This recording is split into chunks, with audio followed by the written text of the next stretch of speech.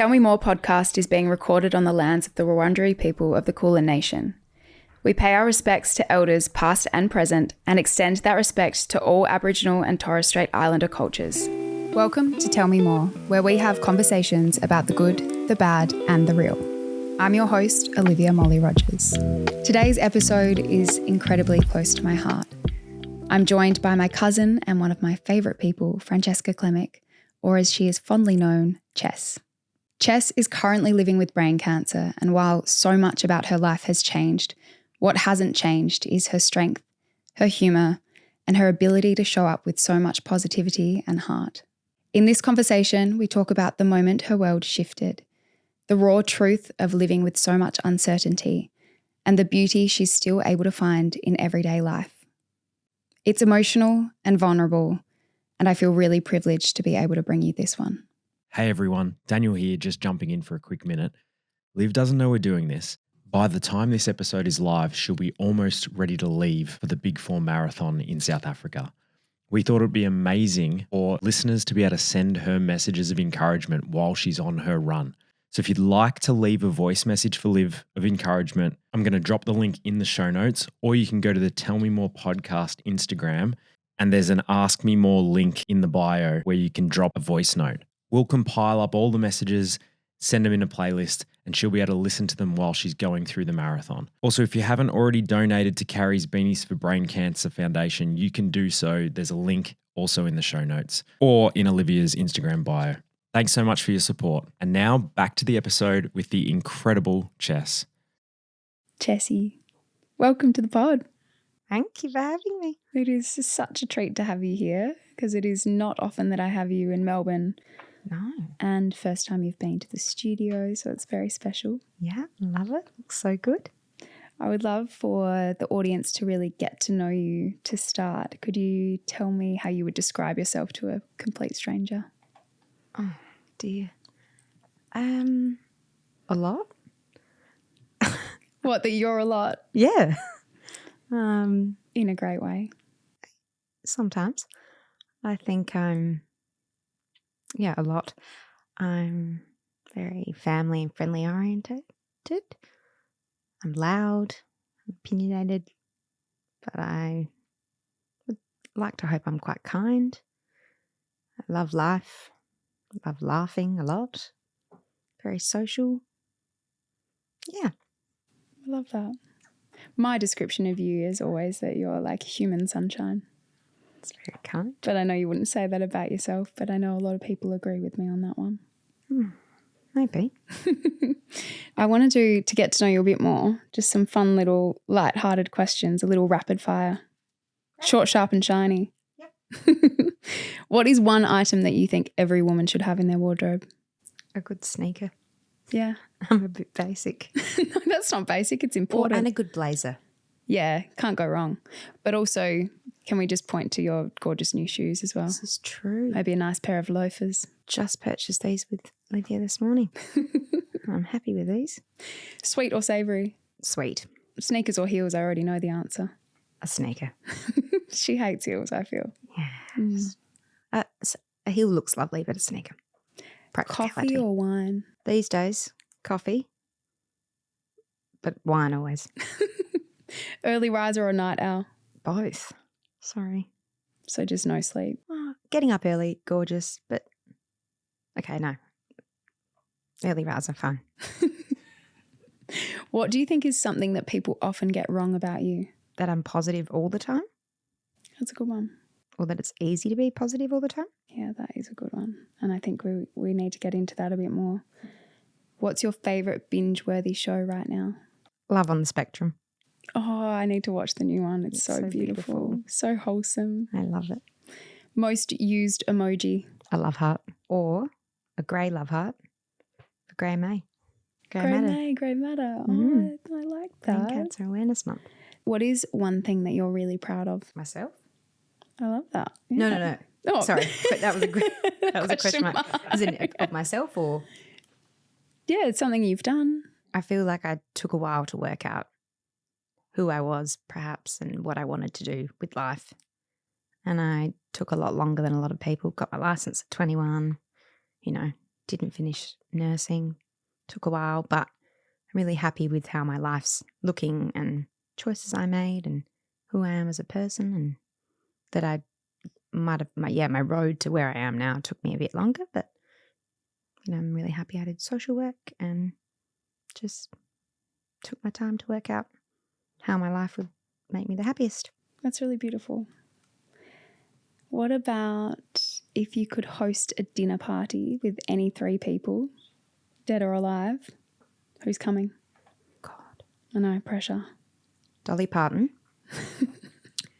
Taylor Swift. Maybe Nicki Minaj. That's a very musical dinner. Oh, Sounds great. Imagine the songs, the singing. Why Dolly? I love Dolly. Okay.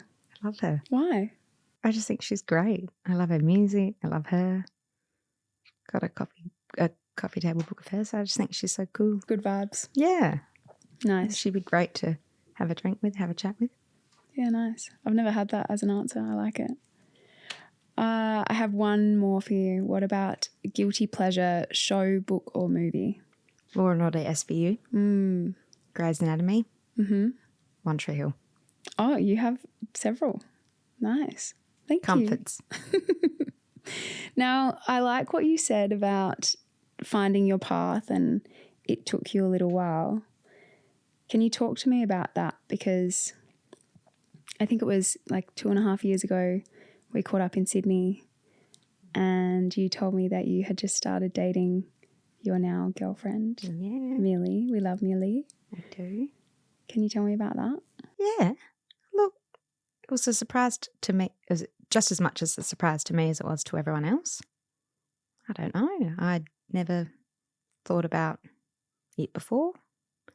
And again, I don't think about it much now. I just am who I am. When you say it, you mean dating women? Dating women. Yeah. Labels. Overrated. Yeah. Don't think about it at all.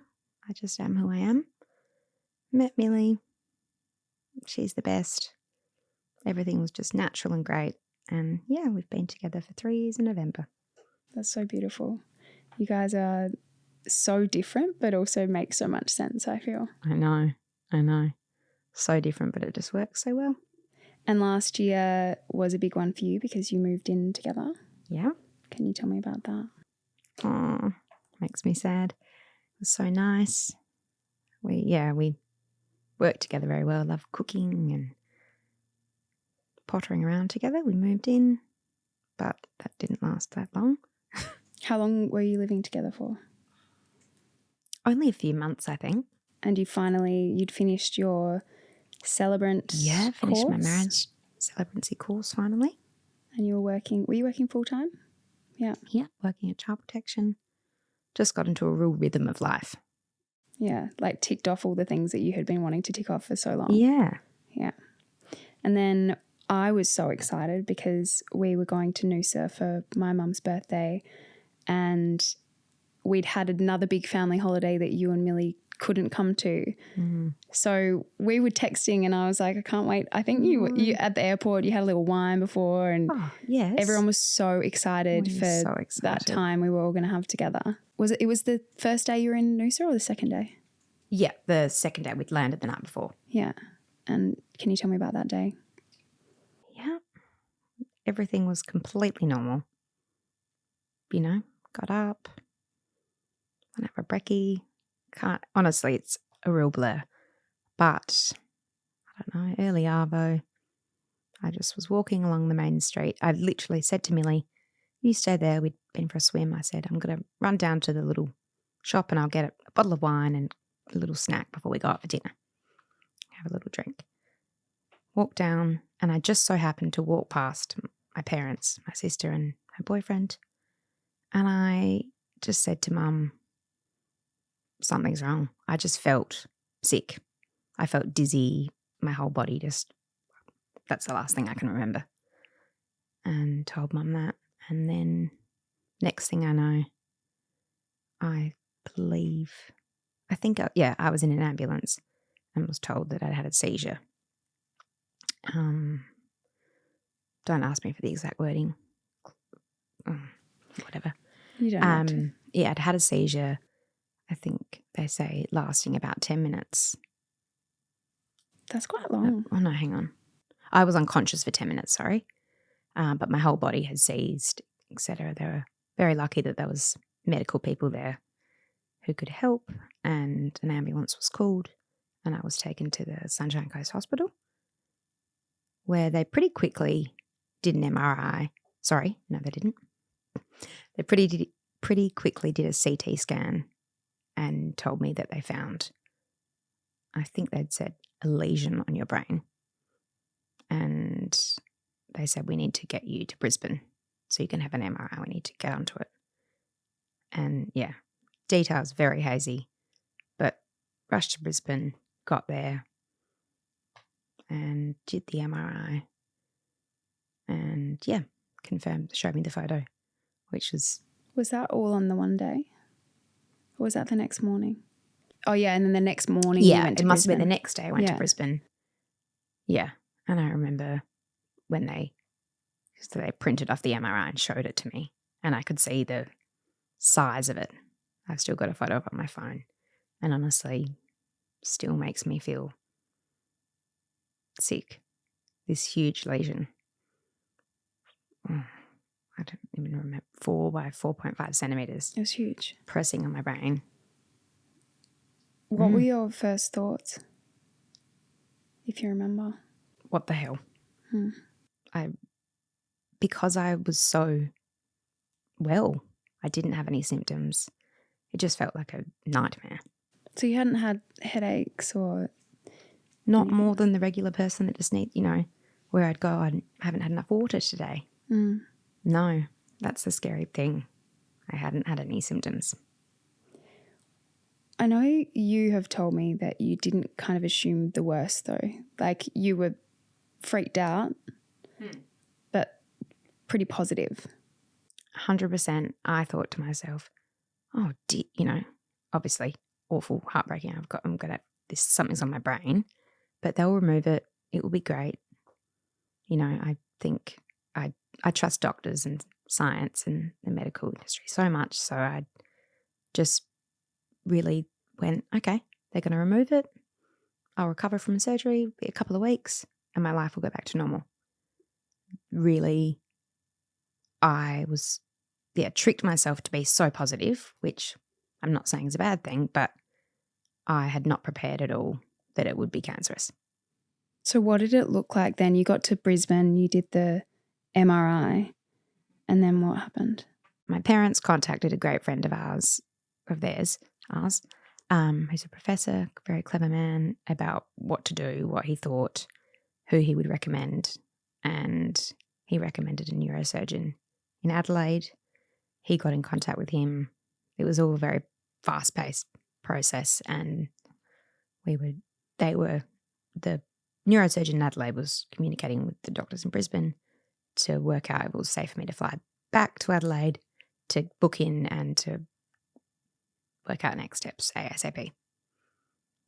And then you got back to Adelaide? Yeah. I think it was a week later. Could have been, I can't remember. Yeah, I feel like it was a week. And then I kind of thought you'd have surgery straight away, but it didn't happen for like a couple of weeks. Yeah. It was on the 11th of November I had my surgery, 11/11. 11/11. And I'd had the seizure on the late October. Yeah. So, yeah, about 3 weeks. And in that time as well, I was quite relaxed. I really, again, had that mindset, no, it's going to be good. I'd prepared myself that I was having surgery. That's kind of, I think that was all I was more worried about everybody else. I didn't want, I just watching, Millie, my parents, my sisters, all of you guys. I just wanted, I didn't want them being upset. Which is not your job, but that's just how you are. You just always care about how other people are feeling. Well, it's not, yes, this impacts me so much, but it impacts my loved ones so much, just as much. So you're a very strong girl. I always knew that. I feel like you've always given off that a very strong mindset and attitude, and you've been so positive. But seeing you in that in those weeks leading up to the surgery, I was blown away by how strong you were being. You had to shave your head. Yeah. How was that? It was actually good. I think I felt good. I felt good, not good English. I wanted to shave it off myself and have that little bit of control, because otherwise they would shave off kind of half my head where the scar would be, and I just thought shaving off the whole thing would be better. And a girl that I've known since I was about 15, she's a hairdresser. I rang her and went into the salon where she works, and she shaved it off, which was a nice little, made it extra special. So you had your surgery. What was that like? Like I imagine that not many people listening have had to have brain surgery before. Scary.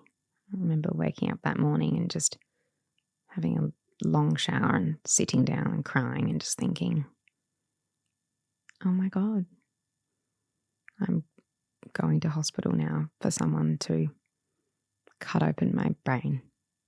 And they had told you like there were, risks of losing certain abilities. Yeah. Yeah. Yep. I guess, obviously each brain tumor where they are, where it is positioned in the brain can have different risks. So some can affect movement, memory, personality, things like that. So they, of course, yeah, that was scary because I was thinking, well, what if I wake up and I'm not the same? What if I lose some of my spunk? You didn't lose any of your spunk. Not yet, thank goodness. I feel like you got even more spunk. You woke up and you sent us, we have a family Snapchat, and you sent Snapchats immediately. You seemed so good. That is bizarre. I have no recollection of Really? that. How frightening is that? Yeah, that is a bit scary. What was it like when you woke up? So much pain. I think that really knocked the wind out of me. That was also another thing. Don't know what I was thinking. Didn't think quite about the pain. stoic, Yeah. I think. And somehow tricked myself to thinking I wouldn't be in that much pain. That wasn't true. Well, you've had other surgeries before. Yeah. But yeah, there's something about throbbing in your head that when this is all over, I will never forget. And they sent the little BT off. They send the BT off. A lot of waiting to hear. It was a lot longer than I expected, and I'm sure you expected. Yeah, they sent it off to Sydney to get some, specific science to look at. They said the grade, tumors are graded, brain tumors are graded. So you don't have stages of brain cancer, you have grades of your tumor, which is something I learned.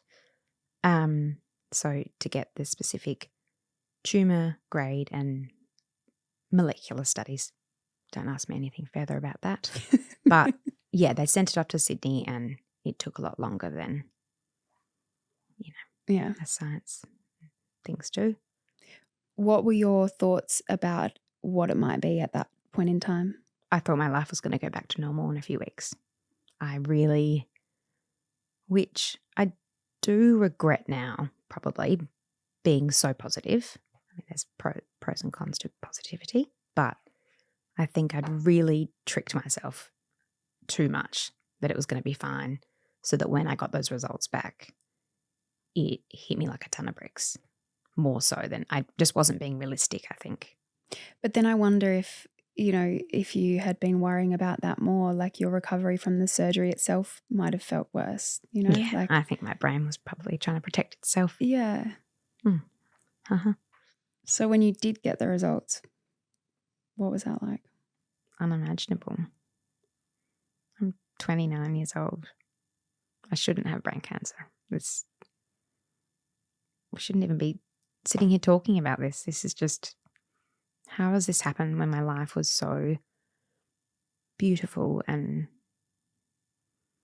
carefree and I was fine. I really felt like I was really living my best life. And being told that I had brain cancer was just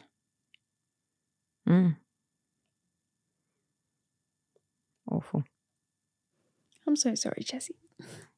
I feel like I always cry more than you. It's okay. Crying's good. Let's get a tish. Do you want one? I got one just Okay. Thank you. Oh, it's so shit. It's so unfair. Yeah. I think you're amazing for wanting to talk about it and for being here. And, you know, I don't think it's very often or common for someone who's literally battling the thing right now to be willing to talk about it, because this is only really just like it's early days of your journey. And yeah, I think it's really admirable that you're doing this in the moment. I'm really proud of you. I think, you know, I knew nothing about brain cancer not that long ago, obviously. And now, since being diagnosed, I feel like it suddenly feels like it's everywhere. And, you know, we need to do more, speak about it more, start conversations. I think it's really important. Yeah, definitely. And I found it helpful. As in it's helpful for you to talk about? Yeah. That's good. I've been posting some TikToks and I've met some other girls online that in Australia that also are at similar stages to me. And it's just so nice to chat with them and check in with each other and talk about what symptoms we're going or feeling and things like that. That's good. I do feel like that's like one of the best parts of social media is being able to find niche communities quite quickly. Like a community that you never would have looked for before, but you couldn't find community I don't want to be in. No. But I am. Not a club you want to be part of. No, but there's always, I think you can always find positives. You're very good at doing that. When you got the diagnosis and it's an astrocytoma. Yeah, it's a grade 3 astrocytoma. What does that mean to you now? Like, I know the doctors probably told you not to look things up. Have you? I hope you haven't. Not that much. How do you struggle to not? No, I've had brilliant doctors. My oncologist is great. The radiotherapy doctors I have were great, and they've explained things to me really well and given me booklets, and I've read those, and I find medical stuff really interesting, and I like to be informed. That's good. And they explain things to me well. But you trust your actual doctors instead of Dr. Google. Correct. Smart gal. And you got the diagnosis, and then what was the next step? So then I was booked in to see the oncologist, which that day, when I was meeting with this oncologist, he was actually the one who properly told me that it was brain cancer. And that day, in my eyes, was the hardest day because he also gave me my treatment plan. And so, Mum and I went into this appointment and I didn't really know what it was going to be, how long it was going to be, we just kind of went in blind. And he actually started talking about treatment. This is a bit bad, actually. And then he said something. Wait, he hadn't told you your diagnosis yet? No, because I'd seen, I don't know if this is bad, but we'd seen the neurosurgeon team and they had said that they hadn't got the results back yet. So it was actually the oncologist who said it when Mum and I went in for this just appointment and didn't know what it was really going to be. And he started talking about treatment. And then he and the registrar stopped and said, hang on, have you, because Mum and I were kind of a bit confused, and they said, have you not been told your actual diagnosis? And then they explained it. And he got me this sheet of paper, wrote down all the proper terminology, did some drawings, I think, and said, yeah, it's brain cancer. And this is the treatment plan. So so I did 6 weeks of radiotherapy. And then I froze my eggs, which was good. So future little Chessie's there, the freezer.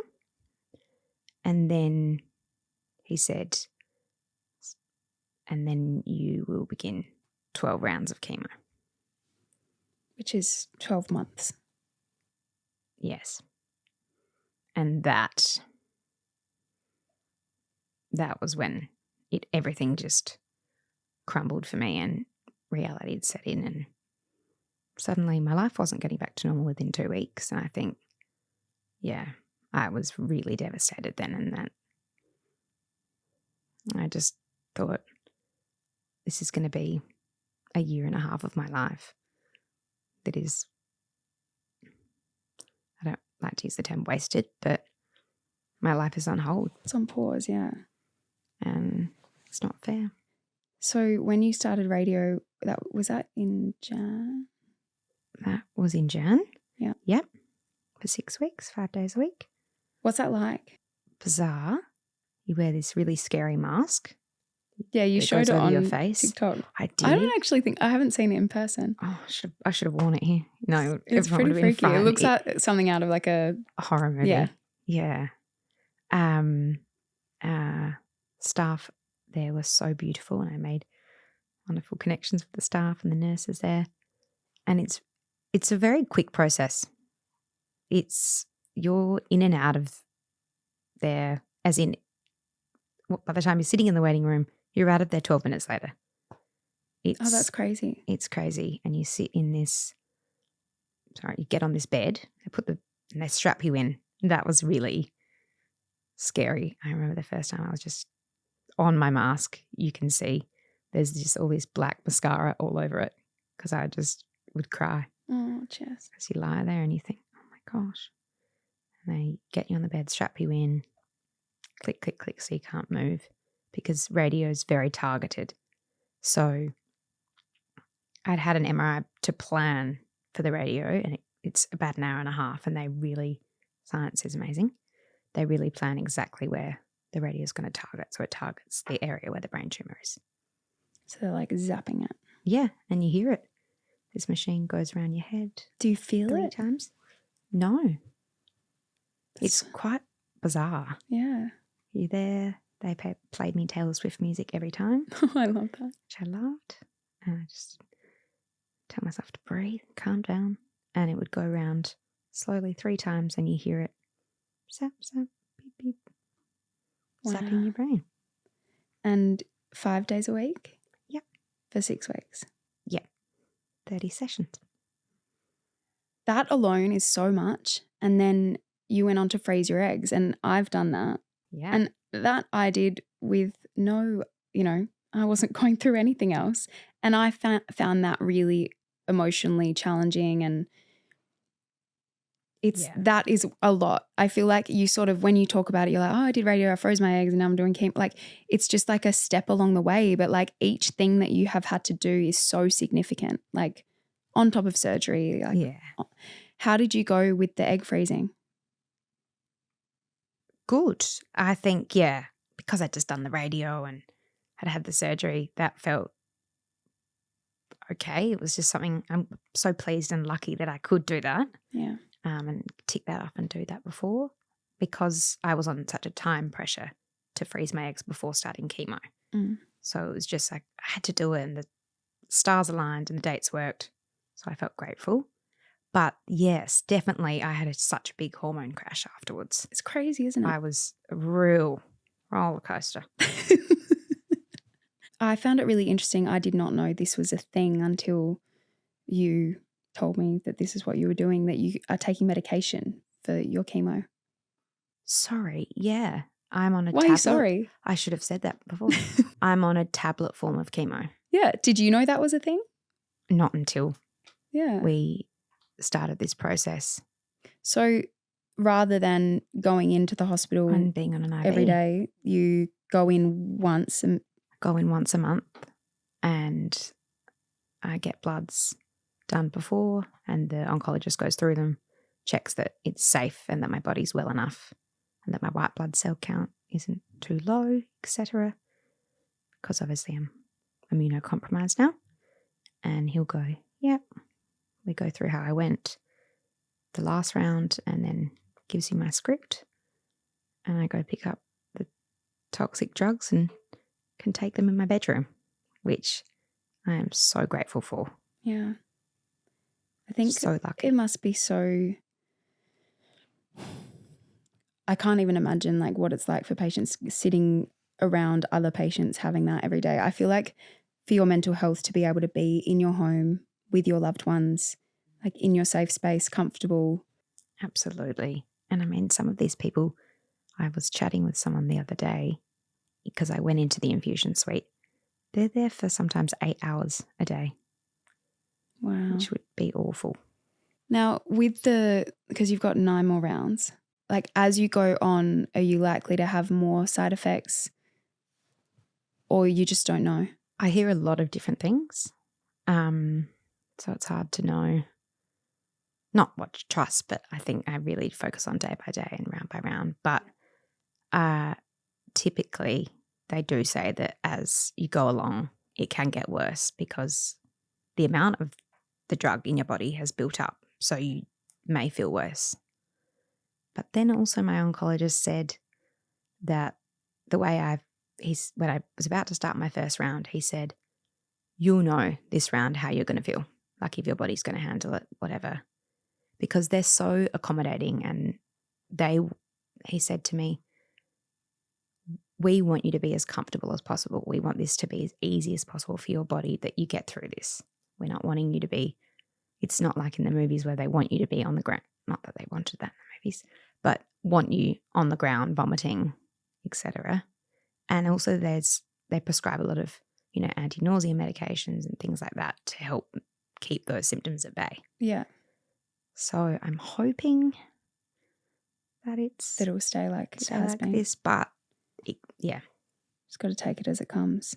Another thing, every month I have an injection in my tummy to stop my cycle. Just another way to try and protect my reproductive system and my ovaries. It's like menopause, isn't it? Well, yes. Temporary menopause. This is why I've got the solar sweaty upper lip alert. I think you're just glowing. Oh, no. Sweat. But yeah, so that's also another thing. But that's okay. There's so much to it that obviously it's stuff that you've never had to think about before. And I think that's why it is so important to talk about, just so people are more aware of what you have to go through, on top of dealing with the fact that you've been given this really awful diagnosis. What's been the most surprising thing to you during this process so far? It took me a while to work out, what am I feeling? Why am I so sad? And then I just realized one day, I've been seeing a psychologist she's brilliant. And I also I realized it's grief. Like I'm grieving my old life. I'm grieving my freedom. And I mean that freedom just to live and not, my life was so carefree and happy before. And now, I'm constantly thinking about how I'm feeling, chemo, having brain cancer, the freedom even to be able to just say yes to things, without checking my calendar and working out where I'll be at with my chemo round and not knowing how I feel. I can't even imagine what that must feel like. I mean, I try to imagine, and it's a lot. You also haven't been able to drive for a while, but something exciting happened. It's true. I was cleared to drive yesterday. So exciting. For the first time in 227 days. Is that how many days it's been? Wow. Yep. Not that she's counting. So you, after surgery... A quick Google. Okay. You can Google how many days since this date. Oh. Hot tip. So, yeah, after your surgery, you had blind spots. Yeah. In your eyes. They're still there. So this isn't because of that? No. Yeah. Where my tumour pressed on my brain impacted my vision. I've got 2 blind spots in my upper left-hand quadrants. quadranopia. Don't quote me on that. Something like that. But because of where they're positioned in the top left quadrants, it doesn't affect your driving. So I've had all the eye tests and everything. That's clear. It was seizure related. So because I had a seizure, and it was a long-winded process to work out what I was told many different things about, because there's lots of restrictions and reasons and guidelines about seizures and safe driving, obviously. But if you, have had a seizure, your first seizure, first and only, and it's not epilepsy related, you can drive after 6 months of being stable on anti-seizure medication. Yeah. But they waited an extra month post my brain surgery. Okay. Makes sense. And they said that you were a beautiful driver. They did. They told me I was a beautiful driver, a consistent, beautiful driver. That's a really nice Trevor, compliment. driving instructor. Didn't Trevor, he said it was one of the most beautiful drives. One of the best drives he's had in weeks. I love that. I was beaming. I'm so happy for you. I think no one realizes how much independence is stripped away. Yeah. It'll be nice for you to be able to zip around a little bit though. Watch out Adelaide. Maybe watch out Melbourne. I don't know. She might come all the way over. Gosh, I'm going to be everywhere. So on the flip side of that, what's been the best thing or a nice surprise in the last hard 7 months or 220 something days? Yeah. I think it's 8 months now. I don't know. It's not 8 months. My people. Hand on my heart, I know how lucky I am to have the best support system possible. And a lot of people don't have that, which breaks my heart. The fact that, talking about mum and dad, that they can have me, help me, support me, love me, and want to. And my extended family have been incredible. My cousins, aunties and uncles, and my friends. I've got beautiful, incredible, supportive friends who laugh with me, lift me up. And my parents' friends have got, it's a real community in Adelaide. We are so lucky. I would love for you to share, because I think when people are going through a shitty time like this, they have a loved one going through something like this, it is really difficult to know how to support. What have you found the most helpful? And also, what have you found unhelpful? I think that's also really important. Yeah. I think be patient. I feel, I've been a lot through this time, been very up and down, and it's taken me a while to work out what I've needed from my loved ones, getting that balance of space and support has been really difficult. I think I started, pushing my loved ones away for a little bit there when I was just a lot, but be patient. I mean, I've always said this in general, but when in doubt, send a message. It doesn't have to be, actually, don't make it be that long.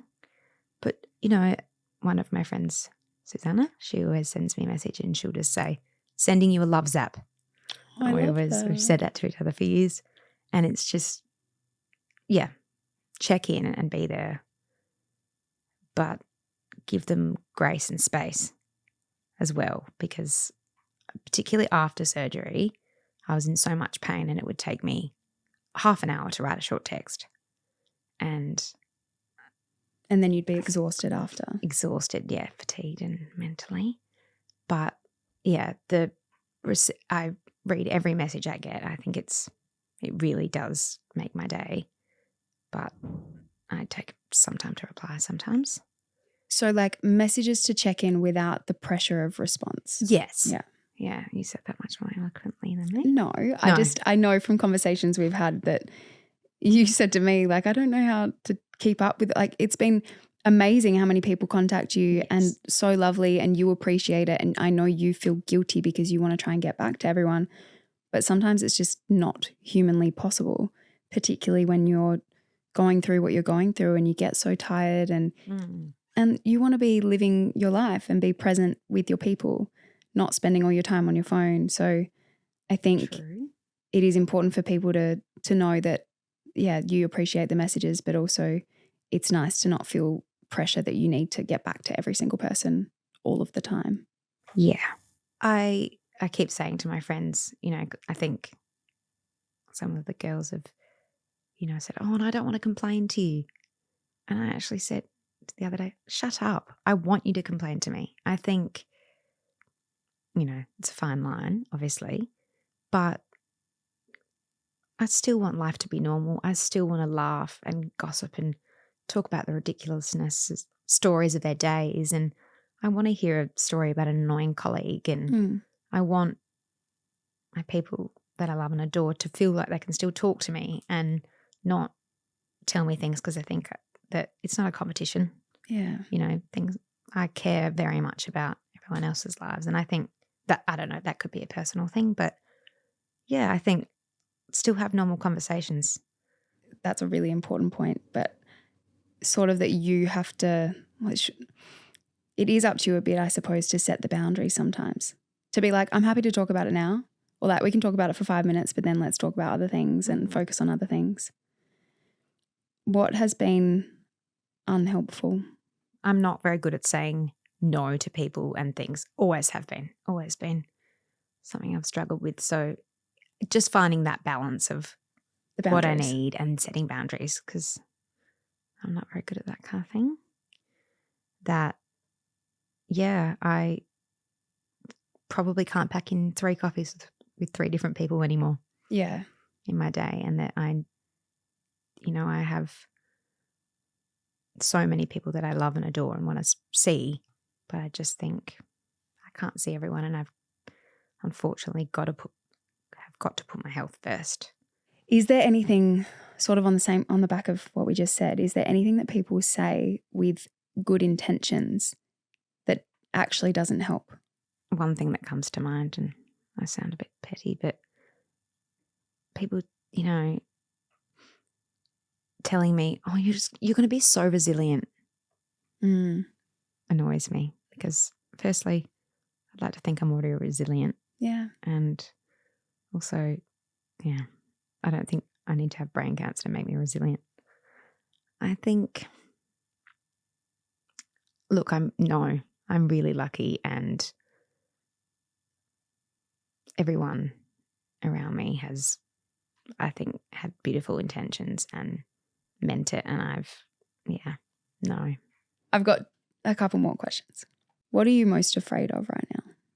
That I'm going to have an MRI and they're going to tell me that it's grown back. How do you move through it? I don't know. I think that's, unfortunately, that fear probably will not go away. I don't think that's something I can control. Yeah. You're doing such a good job. I'm so proud of you. Thank you. On the flip side, to end on a positive, what are you most looking forward to? Actually, this makes me just as sad. For the moment, I think about this so often. For the moment when I look back at this time of my life as a distant memory and think, I had brain cancer when I was 29. You know what? Being able to say I'm a brain cancer survivor. I can't wait to be able to say that. And just for this to be over, for this chapter to be over. I can't wait either. I know that you know this segment well. Yes, I'm ready.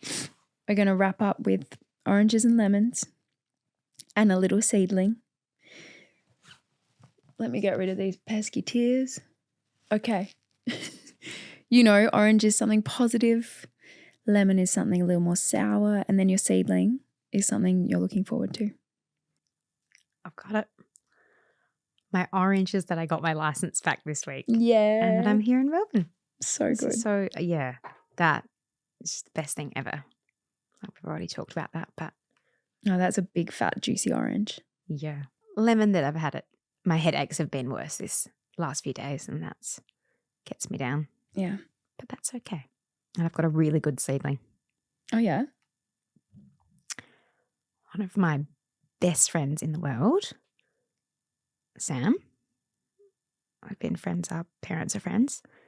Him and his beautiful girlfriend Bella just had a baby, and I get to meet him next week, and I'm just so excited. You love babies. I love babies. They're the best, but also just so excited to see my beautiful, kind friend become a dad, and I'm just so excited. Rupert? Such a good name. I know. We love that name. That's beautiful. Thank you. My orange is absolutely having you and your beautiful mum, Sally, here in Melbourne. And I know it was a lot for you because you flew in today and then we had to record today as well. But it means that tomorrow we have a bit of a free day and we're going to go to Chadstone, and it's going to be so nice. And it's just such a treat to have you here, and you're staying around the corner from me. And yeah, I'm so lucky that it worked. And, you know, you do have a lot of appointments all the time. So the fact that we could actually make it happen is just really special. Stars aligned. Yeah. Lemon's probably that Hugo is still going to Perth. He goes to Perth every Monday, comes back every Thursday, and that's just been extended for a couple of months. And yeah, I miss him. It's shit. During the week, I'm a little loner again. So I miss him, and the fact that he's not here to see you guys while you're here, that's a bit of a lemon. My seedling is this episode is dropping, and everyone will get to know you better, and I'm excited for that. God help them. And the day after this drops, I will be on the way to South Africa to run with the animals, and we as a group have now raised over $600,000 for brain cancer, which is awesome. Absolutely incredible. And amazing. That is literally going to be helping hopefully you and everyone else in a similar situation. So very excited to do that, excited to meet all the people that are doing it, because they seem like awesome people, and I'm going to be thinking of you every step of the way. And I'm trying to decide if I put you on my nails, or I'm going to write on my arm, or I don't know, but both. Stay tuned. Or like print a t-shirt with your face. I don't know. All of the above. Yeah. Tat. Okay. Says the man covered in tats. That's why. I mean, we have a tat place downstairs. I could. All right. Although Sally might disown me. But thank you so much, Chess. I just adore you, as you know, and I feel so lucky to be your cousin, and I'm so proud of you, and I'm so grateful that you were willing to come on and share such a raw journey story with everyone. I think you're really, really brave. Oh, thank you so much for having me. So nice chatting with you. I love you. You're the best. You're really lucky to have you in my life. Thank you so much for listening to Tell Me More.